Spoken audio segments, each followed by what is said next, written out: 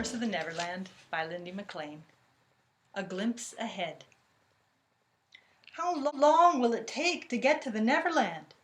Pip craned her neck to peer up at the elderly fairy hauling her through the sky by the belt loop. Heck, for all she knew, maybe it was her fairy godmother. Great, great fairy godmother, she thought. That depends on you. The ancient pixie's voice, strained with effort, shimmered through the chilly night air. Second star to the right and straight on till morning. The directions rang in Pip's mind. She'd seen the play Peter Pan on stage so many times she practically knew the lines by heart. Her father had designed sets for more than one production, and she'd watched rehearsal after rehearsal of her mother teaching sword play. Piper gulped. The memory both thrilled and threatened. She'd always hoped she'd get to the Neverland, but after her parents were stolen, she'd been afraid to think much about the magical place for fear something else bad would happen.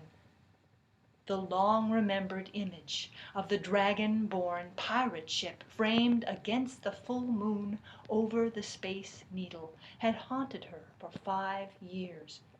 Now, here she was, on her 11th birthday, if it could possibly be believed, sailing through the air toward the Neverland.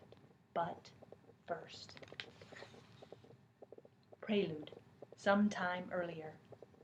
Royal intervention. Public declarations and courtly pronouncements have their place, but the real decisions in the fairy kingdom happen at tea time in the palace sunroom.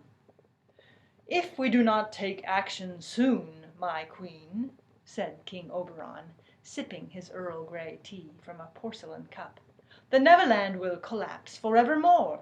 Its loss shall be a blow to our magical realm. And what, pray tell, do you suggest, my dear? Queen Titania peered over her rhinestone-studded reading glasses at her husband, laying her newspaper aside. You know as well as I we're bound by free will. The king of the fairies nabbed an extra piece of candied ginger and popped it in his mouth.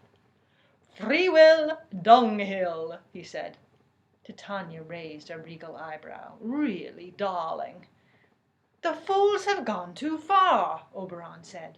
He raised a hand in acknowledgement. I grant you, overt action is not the way, but nothing written says we cannot lean. The queen held his gaze. Her shoulders slumped a smidgen. Her wings drooped. 'Tis true.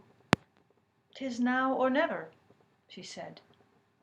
A moment more, and she straightened, lifting her teacup in a salute.